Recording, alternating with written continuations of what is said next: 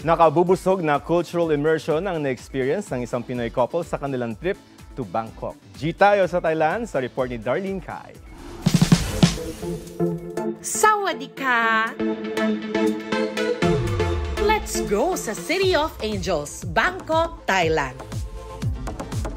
At tiyak daw na mabubusog ka sa masasarap na pagkain at makulay na kultura ng mga Thai.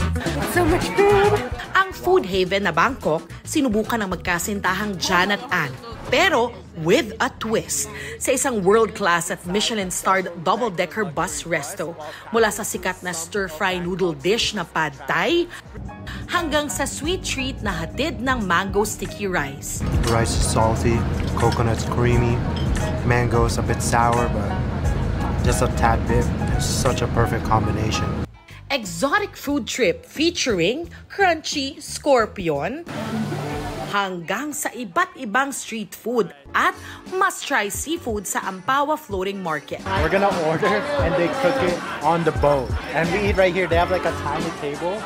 You sit on the side of the canal. Bukod sa Riverside, Chibugan, subukan din ang pasalubong shopping along the Riles. That was so cool. We were so close. Take that off the bucket list.